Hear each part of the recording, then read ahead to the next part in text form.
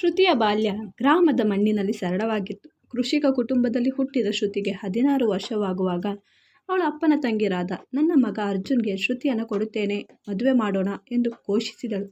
ಗ್ರಾಮದ ಸಂಪ್ರದಾಯದಲ್ಲಿ ಇಂತಹ ಮಾತು ಸಾಮಾನ್ಯವಾಗಿತ್ತು. ಶ್ರುತಿಯ ಕನಸುಗಳು ಚಿಕ್ಕದಾಗಿದ್ದವು. ಗ್ರಾಮದ ಶಾಲೆಯಲ್ಲಿ ಓದುವುದು, ತಾಯಿಯ ಜೊತೆ ಕೃಷಿಯಲ್ಲಿ ಸಹಾಯ ಮಾಡುವುದು, ಸಂಜೆಯ ಹೊತ್ತು ಗೆಳೆಯರೊಂದಿಗೆ ಆಟವಾಡುವುದು. ಆದರೆ ಕುಟುಂಬದ ಒತ್ತಡದ ಮುಂದೆ ಅವಳ ಕನಸುಗಳು ಮಂಗವಾದವು. 2 ವರ್ಷಗಳಲ್ಲಿ ಮದುವೆಯ ತಯಾರಿ ಶುರುವಾಯಿತು. ಅರ್ಜುನ್ ನಗರದಲ್ಲಿ IT ಕಂಪನಿಯೊಂದರಲ್ಲಿ ಉದ್ಯೋಗಿಯಾಗಿದ್ದ. ಗ್ರಾಮದ ಜೀವನ ಅವನಿಗೆ ಅಪರಿಚಿತವಾಗಿತ್ತು. ಶ್ರುತಿಗೆ ನಗರದ ಬಗ್ಗೆ ಕೇವಲ ಕಥೆಗಳ ಮೂಲಕ ತಿಳಿದಿತ್ತು. ದೊಡ್ಡ ಕಟ್ಟಡಗಳು, ಗದ್ದಲದ ರಸ್ತೆಗಳು, ಒಂಟಿತನದ ಜೀವನ. ಆದರೂ ಕುಟುಂಬದ ಗೌರವಕ್ಕಾಗಿ ಶ್ರುತಿ ಮದುವೆಗೆ ಒಪ್ಪಿದಳು. ಮದುವೆ ದಿನ ಬಂದಿತು. ಶ್ರುತಿ 18ರ ಹದಿಹರೆಯದವಳಾಗಿದ್ಲು. ಗ್ರಾಮದಲ್ಲಿ ಘನವಾಗಿ ಸಂಭ್ರಮ ನಡೆಯಿತು. ಹೊಲದಲ್ಲಿ ಶಾಮಿಯಾನ ಹಾಕಿ ಜನ ಜಮಾಯಿಸಿದ್ದರು. ಅರ್ಜುನ್ ನಗರದಿಂದ ತನ್ನ ಕುಟುಂಬದೊಂದಿಗೆ ಬಂದಿದ್ದ. ಆದರೆ ಅವನ ಮನಸ್ಸಿನಲ್ಲಿ ಗೊಂದಲವಿತ್ತು. ಶ್ರುತಿ ನನ್ನ ತಂಗಿಯಂತೆ ಎಂಬ ಭಾವನೆ ಬಾಲ್ಯದ ಆಟದ ಜ್ಞಾಪಕಗಳಿಂದ ಹುಟ್ಟಿತ್ತು. ಆ ಭಾವನೆಯನ್ನು ಅವನು ಯಾರೊಂದಿಗೂ ಹಂಚಿಕೊಳ್ಳಲಿಲ್ಲ. ಮದುವೆ ಮುಗಿದ ಮೇಲೆ ಅರ್ಜುನ್ ಶ್ರುತಿಯನ್ನು ನಗರಕ್ಕೆ ಕರೆದೊಯ್ದ. ಹಳ್ಳಿಯ ಮಣ್ಣಿನ ಸುಗಂಧ, ಮರದ ತಂಗಾಳಿ, ಗೆಳೆಯರ ಕೂಗು ಇವೆಲ್ಲವನ್ನು ಬಿಟ್ಟು ಶ್ರುತಿ ಕಾಂಕ್ರೀಟ್ನ ಜಗತ್ತಿಗೆ ಕಾಲಿಟ್ಟಿದಳು. ನಗರದ ಜೀವನ ಸವಾಲಿನಿಂದ ಕೂಡಿತ್ತು. ಎತ್ತರದ ಅಪಾರ್ಟ್ಮೆಂಟ್, ಟ್ರಾಫಿಕ್ನ ಗದ್ದಲ, ಅಪರಿಚಿತರ ಸಮಾಜ ಎಲ್ಲವೂ ಹೊಸದಾಗಿತ್ತು. ಶ್ರುತಿ ರಸೋಯಿಯನ್ನು ಕಲಿತಳು. ನೆರೆಹೊರೆಯದವರೊಂದಿಗೆ ಸ್ನೇಹ ಬೆಳೆಸಲು ಪ್ರಯತ್ನಿಸಿದಳು. ಆದರೆ ರಾತ್ರಿಗಳಲ್ಲಿ ಕಣ್ಣೀರೊಂದಿಗೆ ಒಂಟಿತನವನ್ನು ಅನುಭವಿಸಿದಳು. ಅರ್ಜುನ್ ಕೆಲಸದಲ್ಲಿ ಮುಳುಗಿದ್ದ. ಅವನ ದೂರದ ವರ್ತನೆ ಶ್ರುತಿಯ ಮನಸ್ಸಿನಲ್ಲಿ ಗೋಡೆಯನ್ನು ಕಟ್ಟಿತ್ತು. ತಂಗಿಯಂತೆ ಎಂಬ ಭಾವನೆ ಸಂಬಂಧವನ್ನು ದೂರವಿಡುತ್ತಿತ್ತು.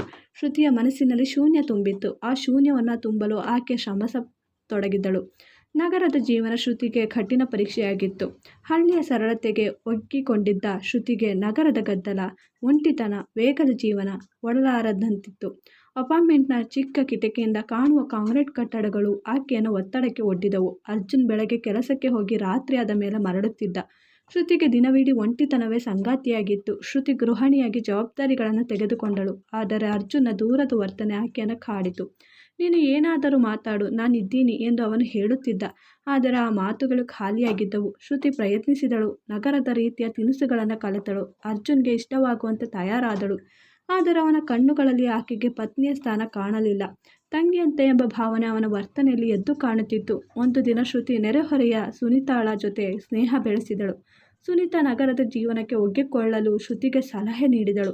ನಗರದಲ್ಲಿ ಜೀವನಕ್ಕೆ ಸ್ವಾತಂತ್ರ್ಯ ಬೇಕು, ಶ್ರುತಿ ಏನಾದರೂ ಕೆಲಸ ಹುಡುಕಿಕೋ ಎಂದು ಸುನೀತಾ ಹೇಳಿದಳು. ಶ್ರುತಿಗೆ ಈ ಯೋಚನೆ ಹೊಸದಾಗಿತ್ತು. ಆದರೆ ಗ್ರಾಮದಲ್ಲಿ ಓದಿದ ಆಕೆಗೆ ಏನು ಕೆಲಸ ಸಿಗಬಹುದು. ಆದರೂ ಆಕೆ ಸ್ಥಳೀಯ ಶಾಲೆಯೊಂದರಲ್ಲಿ ಸಹಾಯಕ ಶಿಕ್ಷಕಿಯಾಗಿ ಕೆಲಸಕ್ಕೆ ಅರ್ಜಿ ಹಾಕಿದಳು. ಕೆಲಸ ಸಿಕ್ಕಿತು. ಆದರೆ ಅರ್ಜುನ್ಗೆ ಈ ನಿರ್ಧಾರ ಇಷ್ಟವಾಗಲಿಲ್ಲ. ಗೃಹಿಣಿಯಾಗಿರು, ಏಕೆ ಕೆಲಸ ಎಂದು ಕೇಳಿದ. ಶ್ರುತಿಯ ಮನಸ್ಸಿನಲ್ಲಿ ಗೊಂದಲ ಉಂಟಾಯಿತು. ಆಕೆಗೆ ಸ್ವಾತಂತ್ರ್ಯ ಬೇಕಿತ್ತು. ಆದರೆ ಅರ್ಜುನ ಒಪ್ಪಿಗೆಯೂ ಬೇಕಿತ್ತು. ಆದರೆ ಅವನ ದೂರದ ವರ್ತನೆ ಆಕೆಯ ಧೈರ್ಯವನ್ನು ಕುಗ್ಗಿಸಿತು.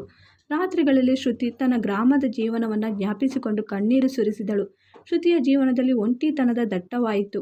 ಅರ್ಜುನ ದೂರದ ವರ್ತನೆ ಒಂದು ಗೋಡೆಯಂತಿತ್ತು. ಆಕೆ ಕೆಲಸಕ್ಕೆ ಸೇರಿದ್ದರಿಂದ ಸ್ವಲ್ಪ ಆತ್ಮವಿಶ್ವಾಸ ಬಂದಿತ್ತು. ಆದರೆ ಗಂಡ ಹೆಂಡತಿಯ ಸಂಬಂಧದ ಕೊರತೆ ಆಕೆಯನ್ನು ಕಾಡಿತು. ಶಾಲೆಯಲ್ಲಿ ಮಕ್ಕಳೊಂದಿಗೆ ಆಕೆ ಸಂತೋಷವನ್ನು ಕಂಡುಕೊಂಡಳು. ಆದರೆ ಮನೆಗೆ ಮರಳಿದಾಗ ಸಂತೋಷ ಮಾಯವಾಗುತ್ತಿತ್ತು.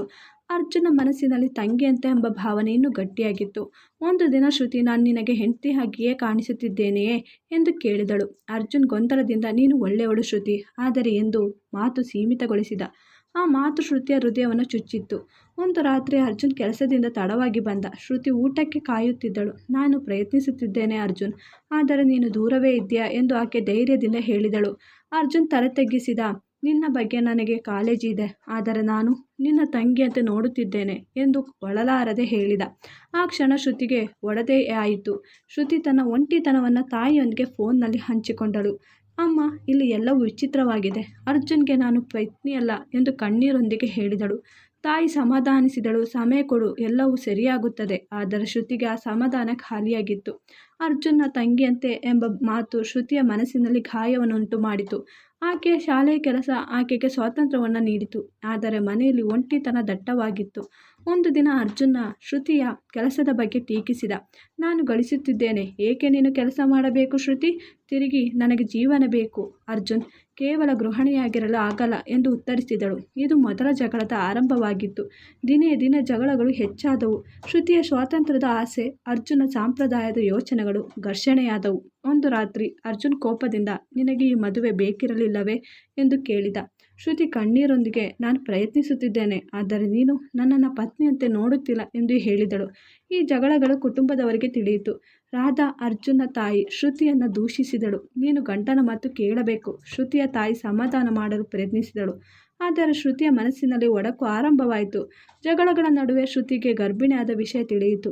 ಆಕೆಗೆ ಆನಂದ ಮತ್ತು ಭಯ ಒಟ್ಟಿಗೆ ಕಾಡಿದವು. ಆಕೆ ಅರ್ಜುನ್ಗೆ ಈ ಸುದ್ದಿಯನ್ನು ಹೇಳಿದಾಗ ಅವನು ಆಶ್ಚರ್ಯಗೊಂಡ. ಆದರೆ ಆನಂದವಿಲ್ಲದೆ, ಇದು ನಮ್ಮ ಜವಾಬ್ದಾರಿಯನ್ನು ಹೆಚ್ಚಿಸುತ್ತದೆ ಎಂದು ತಣ್ಣಗೆ ಹೇಳಿದ. ಶ್ರುತಿಯ ಮನಸ್ಸಿನಲ್ಲಿ ನಿರಾಸೆಯ ಭಾವನೆ ತುಂಬಿತ್ತು. ಗರ್ಭಾವಸ್ಥೆಯ ಮೊದಲ ತಿಂಗಳುಗಳು ಕಷ್ಟಕರವಾಗಿದ್ದವು. ಶ್ರುತಿ ಶಾಲೆಯ ಕೆಲಸವನ್ನು ಮುಂದುವರಿಸಿದಳು. ಆದರೆ ದೈಹಿಕ ಮತ್ತು ಮಾನಸಿಕ ಒತ್ತಡ ಆಕೆಯನ್ನು ಕುಗ್ಗಿಸಿತು. ಅರ್ಜುನ್ನ ತಾಯಿ ರಾಧಾ ಗರ್ಭಿಣಿಯಾಗಿ ಕೆಲಸ ಮಾಡುವುದು ಸರಿಯಿಲ್ಲ ಎಂದು ಟೀಕಿಸಿದಳು. ಶ್ರುತಿಯ ತಾಯಿ ಆಕೆಯನ್ನು ಸಮಾಧಾನಿಸಿದಳು. ನಿನ್ನ ಆರೋಗ್ಯ ಮುಖ್ಯ ಮಗಳೇ. ಆದರೆ ಜಗಳಗಳು ಕಡಿಮೆಯಾಗಲಿಲ್ಲ. ಒಂದು ದಿನ ಅರ್ಜುನ್ ಕೋಪದಿಂದ, ನಿನಗೆ ಈ ಕುಟುಂಬ ಬೇಕಿರಲಿಲ್ಲವೇ ಎಂದು ಕೇಳಿದ. ಶ್ರುತಿಯ ತಾಳ್ಮೆ ಕಳೆದು, ನಾನು ಈ ಮದುವೆಯನ್ನು ಒಪ್ಪಿಕೊಂಡೆ, ಆದರೆ ನೀನು ನನ್ನನ್ನು ಒಪ್ಪಿಕೊಂಡಿಲ್ಲ ಎಂದು ಉತ್ತರಿಸಿದಳು. ಈ ಜಗಳ ಕುಟುಂಬದವರಿಗೆ ತಿಳಿಯಿತು. ಮತ್ತೆ ರಾಧಾ ಶ್ರುತಿಯ ತಾಯಿಯೊಂದಿಗೆ ವಾಗ್ದಾನಕ್ಕೆ ಇಳಿದಳು. ಶ್ರುತಿ 6 ತಿಂಗಳ ಗರ್ಭಿಣಿಯಾಗಿದ್ದಾಗ ಕುಟುಂಬದ ಒಡಕು ತಾರಕ್ಕೇರಿತು. ರಾಧಾ ಮತ್ತು ಶ್ರುತಿಯ ತಾಯಿಯ ನಡುವೆ ಜಗಳ ತೀವ್ರವಾಗಿತ್ತು. ರಾಧಾ, ನಿನ್ನ ಮಗಳು ನನ್ನ ಮಗನಿಗೆ ಯೋಗ್ಯಳಲ್ಲ ಎಂದು ದೂಷಿಸಿದಳು. ಶ್ರುತಿಯ ತಾಯಿ, ನನ್ನ ಮಗಳು ಎಲ್ಲವನ್ನು ಪ್ರಯತ್ನಿಸಿದಳು, ಆದರೆ ನಿಮ್ಮ ಮಗ ಆಕೆಯನ್ನು ಒಪ್ಪಿಕೊಂಡಿಲ್ಲ ಎಂದು ತಿರುಗಿ ಬೈದಳು. ಈ ಜಗಳದಿಂದ ಸಂಬಂಧಗಳು ಮುರಿದು ಹೋದವು. ಶ್ರುತಿ ತನ್ನ ಗರ್ಭಾವಸ್ಥೆಯನ್ನು ಸಂಭಾಳಿಸಿಕೊಳ್ಳಲು ಶಾಲೆಯ ಕೆಲಸವನ್ನು ತ್ಯಜಿಸಿದಳು. ಆದರೆ ಮನೆಯಲ್ಲಿ ಶಾಂತಿ ಕೂಡ ಇರಲಿಲ್ಲ. ಅರ್ಜುನ್ನೊಂದಿಗಿನ ಜಗಳಗಳು ದೈನಂದಿನವಾಗಿದ್ದವು. ಒಂದು ದಿನ ಶ್ರುತಿ ತನ್ನ ಒಡವೆಗಳನ್ನು ತೆಗೆದು, ನಾನು ತಾಯಿ ಮನೆಗೆ ಹೋಗುತ್ತೇನೆ ಎಂದು ಹೇಳಿದಳು. ಅರ್ಜುನ್ ತಡೆಯಲಿಲ್ಲ. ಶ್ರುತಿ ಗ್ರಾಮಕ್ಕೆ ಮರಳಿದಳು. ಆಕೆಯ ತಾಯಿ ಆಕೆಯನ್ನು ಆಲಿಂಗಿಸಿ ಸಮಾಧಾನಿಸಿದಳು. ಆದರೆ ಗ್ರಾಮದ ಜನ ಗಂಡನನ್ನು ತ್ಯಜಿಸಿ ಬಂದಳು ಎಂದು ಗುಸುಗುಸುಕೊಂಡರು. ಶ್ರುತಿಗೆ ಈ ಮಾತುಗಳು ಕಿವಿಗೆ ಬಿದ್ದವು. ಆದರೆ ಆಕೆ ತನ್ನ ನಿರ್ಧಾರವನ್ನು ಗಟ್ಟಿಯಾಗಿದ್ದಳು. ಗ್ರಾಮಕ್ಕೆ ಮರಳಿದ ಶ್ರುತಿಗೆ ಒಂದು ಹೊಸ ಆರಂಭವಾಯಿತು. ಆಕೆಯ ತಾಯಿ ಆಕೆಗೆ ಬೆಂಬಲವಾಗಿದ್ದಳು. ಶ್ರುತಿ ಗರ್ಭಾವಸ್ಥೆಯ ಕೊನೆಯ ತಿಂಗಳುಗಳನ್ನು ಗ್ರಾಮದ ಶಾಂತಿಯಲ್ಲಿ ಕಳೆದಳು. ಆದರೆ ಗ್ರಾಮದ ಜನರ ಗುಸುಗುಸು ಆಕೆಯನ್ನು ಕಾಡಿತು. ಗಂಡನನ್ನು ಬಿಟ್ಟು ಬಂದವಳು ಎಂಬ ಮಾತು ಆಕೆಯನ್ನು ಚುಚ್ಚಿತ್ತು. ಶ್ರುತಿ ತನ್ನ ಆರೋಗ್ಯವನ್ನು ಕಾಪಾಡಿಕೊಂಡಳು. ಗ್ರಾಮದ ಶಾಲೆಯಲ್ಲಿ ಸಹಾಯಕ ಶಿಕ್ಷಕಿಯಾಗಿ ಕೆಲಸ ಆರಂಭಿಸಿದಳು. ಮಕ್ಕಳೊಂದಿಗಿನ ಸಮಯ ಆಕೆಗೆ ಧೈರ್ಯ ನೀಡಿತು. ಆದರೆ ಅರ್ಜುನ್ನಿಂದ ಯಾವ ಸಂದೇಶವೂ ಬರಲಿಲ್ಲ. ರಾಧಾ ಕೂಡ ಶ್ರುತಿಯನ್ನು ಸಂಪರ್ಕಿಸಲಿಲ್ಲ. ಒಂದು ದಿನ ಶ್ರುತಿಯ ತಾಯಿ, ನೀನು ಅರ್ಜುನ್ಗೆ ಒಂದು ಅವಕಾಶ ಕೊಡಬೇಕೇ ಎಂದು ಕೇಳಿದಳು. ಶ್ರುತಿ ತನ್ನ ಗರ್ಭದ ಮಗುವನ್ನು ತಡವಿ, ಅವನಿಗೆ, ನಾನು ಪತ್ನಿಯಾಗಿಯೇ ಇರಲಿಲ್ಲ ಅಮ್ಮ, ಈಗ ನಾನು ನನ್ನ ಮಗುವಿಗೆ ತಾಯಿಯಾಗಬೇಕು ಎಂದು ಹೇಳಿದಳು. ಶ್ರುತಿಯ ಗರ್ಭಾವಸ್ಥೆಯ ಕೊನೆಯ ದಿನಗಳಲ್ಲಿ ಆಕೆ ಒಂದು ಸುಂದರ ಹೆಣ್ಣು ಮಗುವಿಗೆ ಜನ್ಮ ನೀಡಿದಳು. ಮಗುವಿಗೆ ನಂದಿನಿ ಎಂದು ಹೆಸರಿಟ್ಟಿದ್ದಳು. ನಂದಿನಿಯ ನಗು ಶ್ರುತಿಯ ಒಂಟಿತನವನ್ನು ತುಂಬಿತ್ತು. ಗ್ರಾಮದ ಜನ ಶ್ರುತಿಯನ್ನು ಸ್ವಾಗತಿಸಿದರು. ಆಕೆಯ ತಾಯಿ ಆಕೆಗೆ ಬೆಂಬಲವಾಯಿತು. ಶ್ರುತಿ ಶಾಲೆಯ ಕೆಲಸವನ್ನು ಮುಂದುವರೆಸಿದಳು. ಆಕೆಯ ಜೀವನದಲ್ಲಿ ಒಂದು ಗುರಿ ಇತ್ತು, ನಂದಿನಿಗೆ ಒಳ್ಳೆಯ ತಾಯಿಯಾಗುವುದು. ಆದರೆ ಅರ್ಜುನ್ನಿಂದ ಯಾವ ಸಂದೇಶವೂ ಇರಲಿಲ್ಲ. ಶ್ರುತಿಯ ತಾಯಿ ಅವನಿಗೆ ಮಗುವಿನ ವಿಷಯ ತಿಳಿಸಬೇಕು ಎಂದು ಸಲಹೆ ನೀಡಿದಳು. ಶ್ರುತಿ ಒಪ್ಪಲಿಲ್ಲ. ಒಂದು ದಿನ ಗ್ರಾಮದ ಶಾಲೆಯಲ್ಲಿ ಒಂದು ಕಾರ್ಯಕ್ರಮದಲ್ಲಿ ಶ್ರುತಿ ತನ್ನ ಕಥೆಯನ್ನು ಹಂಚಿಕೊಂಡಿದ್ದಳು. ನಾನು ಒಂಟಿಯಾಗಿದ್ದೇನೆ, ಆದರೆ ನನ್ನ ಮಗುವಿಗೆ ಎಲ್ಲವನ್ನು ಕೊಡುತ್ತೇನೆ ಎಂದು ಹೇಳಿದಳು. ಗ್ರಾಮದ ಜನ ಆಕೆಯ ಧೈರ್ಯವನ್ನು ಕೊಂಡಾಡಿದರು. 1 ವರ್ಷ ಕಳೆದಿತ್ತು. ಶ್ರುತಿ ಗ್ರಾಮದಲ್ಲಿ ತನ್ನ ಜೀವನವನ್ನು ಕಟ್ಟಿಕೊಂಡಿದ್ದಳು. ನಂದಿನಿ ಆಕೆಯ ಜೀವನದ ಬೆಳಕಾಗಿದ್ದಳು. ಆದರೆ ಒಂದು ದಿನ ಅರ್ಜುನ್ ಗ್ರಾಮಕ್ಕೆ ಬಂದ. ಶ್ರುತಿ, ನಾನು ತಪ್ಪು ಮಾಡಿದೆ ಎಂದು ಕ್ಷಮೆ ಕೇಳಿದ. ಆದರೆ ಶ್ರುತಿಯ ಮನಸ್ಸಿನ ಗಾಯ ಆರಿರಲಿಲ್ಲ. ನಾನೀಗ ತಾಯಿ ಅರ್ಜುನ್, ನನ್ನ ಜವಾಬ್ದಾರಿ ನಂದಿನಿಯದ್ದು ಎಂದು ಶ್ರುತಿ ತಣ್ಣಗೆ ಹೇಳಿದಳು. ಅರ್ಜುನ್ ನಂದಿನಿಯನ್ನು ಒಮ್ಮೆ ಆಲಿಂಗಿಸಲು ಬಯಸಿದ. ಆದರೆ ಶ್ರುತಿ ತಡೆದಳು. ನೀನು ನನ್ನ ಗಂಡನಾಗಿರಲಿಲ್ಲ, ಈಗ ತಂದೆಯಾಗಲು ಆಗಲ್ಲ ಎಂದು ಆಕೆ ಗಟ್ಟಿಯಾಗಿ ಹೇಳಿದಳು. ಅರ್ಜುನ್ ತಲೆ ತೆಗ್ಗಿಸಿ ಮರಳಿದ. ಶ್ರುತಿಯ ತಾಯಿ, ಒಂದು ಅವಕಾಶ ಕೊಡಬಾರದೆ ಎಂದು ಕೇಳಿದಳು. ಶ್ರುತಿ, ಅವನಿಗೆ ತಂಗಿಯಾಗಿರಲು ನಾನಿಲ್ಲ ಅಮ್ಮ, ನಾನೀಗ ನನ್ನ ಜೀವನವನ್ನು ಕಟ್ಟಿಕೊಂಡಿದ್ದೇನೆ ಎಂದು ಉತ್ತರಿಸಿದಳು. ವರ್ಷಗಳು ಕಳೆದವು. ಶ್ರುತಿ ಗ್ರಾಮದ ಶಾಲೆಯಲ್ಲಿ ಶಿಕ್ಷಕಿಯಾಗಿ ಗುರುತಿಸಲ್ಪಟ್ಟಳು. ಆಕೆ ತನ್ನ ಕನಸನ್ನು ಸಾಕಾರಗೊಳಿಸಿದಳು. ನಂದಿನಿಗೆ ಒಳ್ಳೆಯ ತಾಯಿಯಾಗಿ ಸ್ವಾತಂತ್ರ್ಯದ ಜೀವನವನ್ನು ಕಟ್ಟಿಕೊಂಡಿದ್ದಳು. ಗ್ರಾಮದ ಜನ ಆಕೆಯನ್ನು ಗೌರವಿಸಿದರು. ಒಂದು ದಿನ ಶ್ರುತಿ ಗ್ರಾಮದ ಮಕ್ಕಳಿಗಾಗಿ ಒಂದು ಶಿಕ್ಷಣ ಕಾರ್ಯಕ್ರಮವನ್ನು ಆಯೋಜಿಸಿದಳು.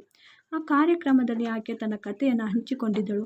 ನಾನು ಒಂಟಿಯಾಗಿದ್ದೆ, ಆದರೆ ಧೈರ್ಯದಿಂದ ನನ್ನ ಜೀವನವನ್ನು ಕಟ್ಟಿಕೊಂಡೆ. ಪ್ರತಿಯೊಬ್ಬರಿಗೂ ತಾವಾಗಿರಲು ಅವಕಾಶವಿದೆ ಎಂದು ಹೇಳಿದಳು. ಅರ್ಜುನ ಆ ಕಾರ್ಯಕ್ರಮವನ್ನು ದೂರದಿಂದ ನೋಡಿದ. ಆಕೆಯ ಧೈರ್ಯವನ್ನು ಕಂಡು ತಲೆ ತಗ್ಗಿಸಿದ. ಶ್ರುತಿ ತನ್ನ ಜೀವನದಲ್ಲಿ ಮುಂದುವರೆದಳು. ನಂದಿನಿಯೊಂದಿಗೆ ಒಂದು ಸಂತೋಷದ ಜಗತ್ತನ್ನು ಕಟ್ಟಿಕೊಂಡಿದ್ದಳು. ಆಕೆಯ ಕತೆ ಗ್ರಾಮದ ಮಕ್ಕಳಿಗೆ ಸ್ಫೂರ್ತಿಯಾಗಿತ್ತು.